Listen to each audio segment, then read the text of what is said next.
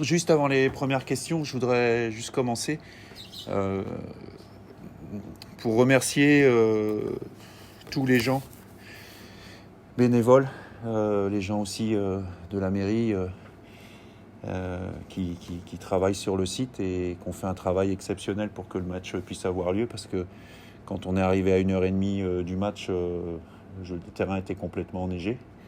Et il y a pratiquement, je sais pas, 50, 60 personnes qui ont travaillé comme ça, d'arrache-pied.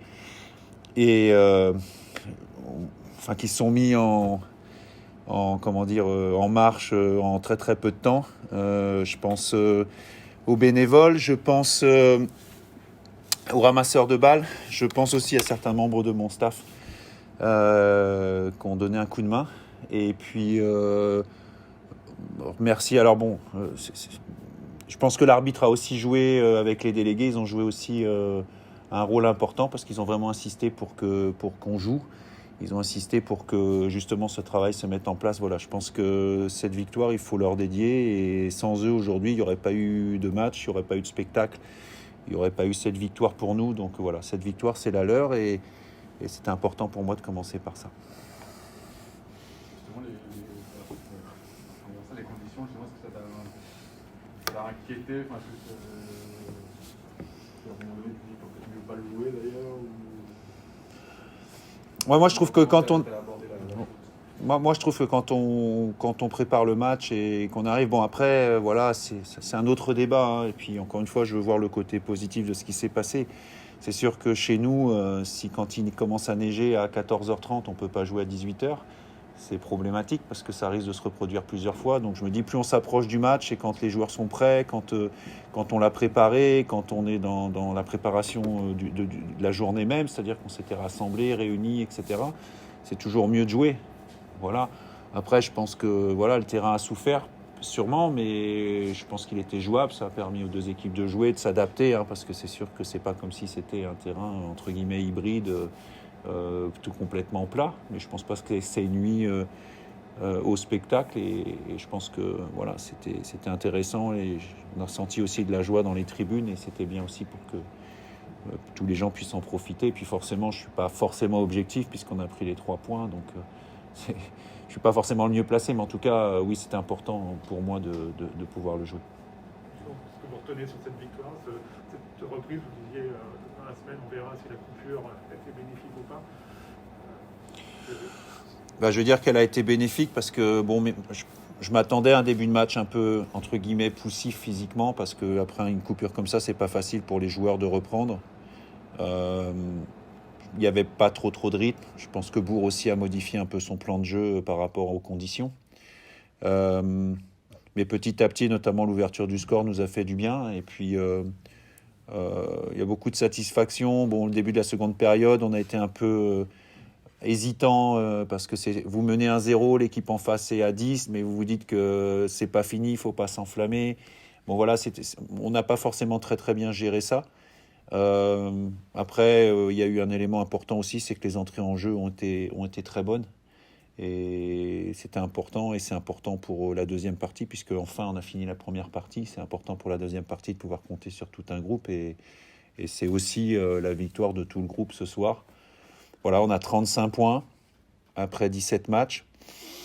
C'est un parcours quasi exceptionnel pour l'instant. On est positionné ce soir à la seconde place parce que Villefranche n'a pas joué, mais voilà, il y a déjà un prochain match à Laval qui se profile, qui est avec de l'enjeu, puisqu'eux ont gagné aussi, donc ils sont toujours à 2 points derrière nous, mais ça donne envie d'y rester, ça donne envie de challenger un petit peu tout le monde. On a un petit peu plus de temps pour le préparer aussi, donc voilà, puis on verra aussi ce qui se passera, parce qu'il y a tellement d'aléas avec la situation sanitaire en France et dans le football, que bon voilà, on se préparera et puis on verra avec quelle force on ira là-bas. C'est quand même idéal de débuter l'année et ce fameux mois de janvier aussi par ces 3 premiers points. Ça faisait longtemps qu'on n'avait pas gagné déjà. Je dirais qu'on a renoué avec les bonnes habitudes qu'on avait su prendre à domicile, mis à part les 2 derniers matchs, contre Le Mans et contre Châteauroux. on a remis en place le pressing qu'on sait faire. On a été un peu techniquement, c'était un peu compliqué dans la première mi-temps, mais je pense qu'on a vu sur la deuxième partie du match, certes un de plus, des situations qui doivent permettre de prendre confiance aussi, mais c'est surtout pouvoir trouver cette efficacité offensive qui était importante pour nous. On va récupérer Jean-Jacques Rocky aussi, qui revient de suspension. Donc, bon voilà, aujourd'hui, je crois que c'était mis à part Mongo et pour blessure, et on va dire Fillon et Salamone et Max Bado pour d'autres raisons. On a tout le monde. Voilà, il n'y a pas de pépin musculaire, on n'a pas de pépin. Voilà, le break nous a permis de récupérer du monde et ça permet de challenger un petit peu tout le monde en termes de concurrence, c'est bien. Justement, tu as Romain qui a débuté sur le banc, on a pu le voir qui est titulaire, et du coup, on sera qu'un doublé pour Alexis. C'est un choix payant. Peut-être qu'Alexis lance aussi, on en avait déjà parlé, mais je vais pas rentrer dans les détails. Je compte évidemment, et Romain a tellement apporté, et il a fait encore une très bonne rentrée ce soir. Voilà, je compte sur lui, mais de la même manière, je compte sur Alexis, je compte sur Kevin. Après, il y a des éléments, on les a tous les jours, on s'entraîne, on observe, voilà, et puis c'est mon boulot de faire des choix. Alors là, on va dire ah oui, c'est bien, il a mis Bosetti et Alex a mis 2 buts, donc c'est le bon choix. Mais peut-être que si Romain avait joué, il aurait marqué 2 buts aussi. Donc voilà, moi j'ai besoin de tous, j'ai besoin de tout le monde. Il y a des raisons qui m'ont poussé à ce choix, évidemment, encore une fois, à travers ce que je vois tous les jours et ce que je ressens.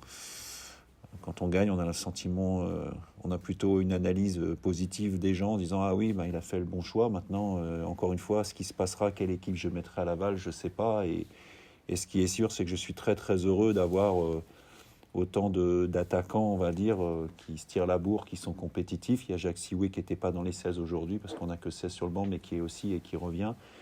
Voilà, c'est aussi, de toute manière, si on doit, pour tenir ce rythme, il faudra qu'on puisse compter sur tout le monde. Voilà, c'est un épisode ce soir, il y en a encore 17 autres et on est surtout qu'à la moitié, il faut garder beaucoup d'humilité. Justement, quel bilan? Parce que maintenant, ça y est, la page des matchs allés est tournée. C'était pas vraiment, alors, même si tout le monde l'espère, c'était pas vraiment prévu, cette position. C'est super, 35 points à la trêve, à mi-parcours, c'est super. Maintenant, je vais dire, tout le monde va me dire oui, 35 points, on n'est pas sûr de se maintenir. Donc ça montre aussi qu'il y a encore des choses à faire. Bon, on est très très proche, donc on va essayer d'aller chercher ça le plus vite possible, parce que je répète quand même que c'était le premier objectif de la saison, c'était d'assurer notre place pour l'année prochaine à ce niveau-là, sans trembler. Donc on n'est pas loin du premier objectif.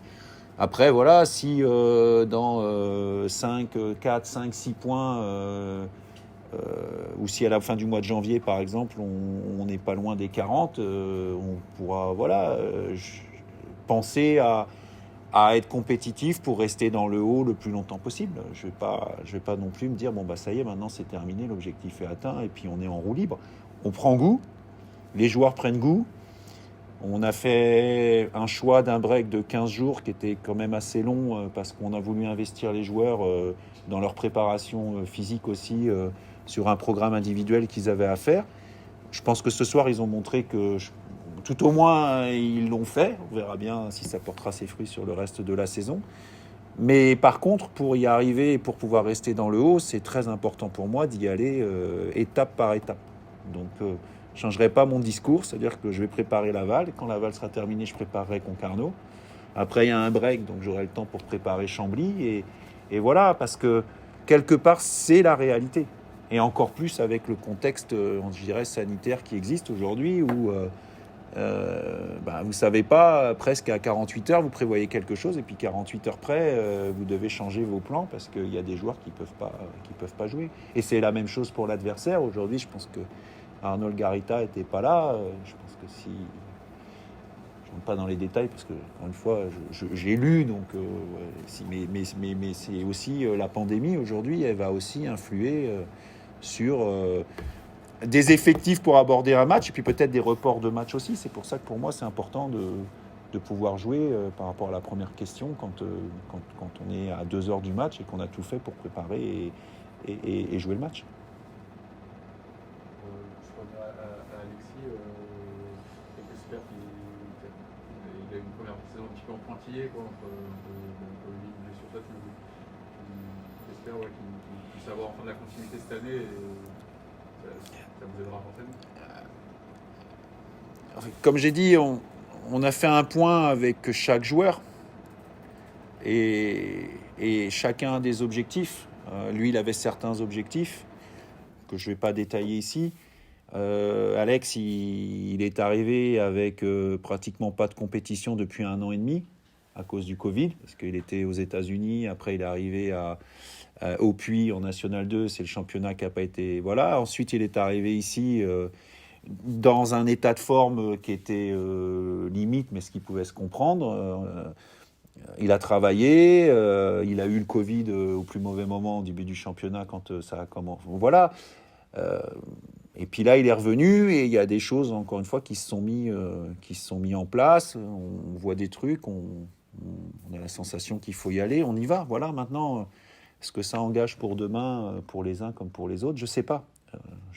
Moi, c'est là, par rapport à la première question, c'est très confortable pour moi de me dire, et je sais de quoi je parle parce que j'en ai tellement souffert la saison passée dans le club où j'étais, de me dire, aujourd'hui, je peux faire un choix entre Romain Spano et Alexis Bosetti. Enfin, moi, je mesure la chance que j'ai de pouvoir avoir fait ce choix-là, et puis pourquoi pas les associer à un moment donné. Ça, c'est des choses qui peuvent arriver aussi. Voilà.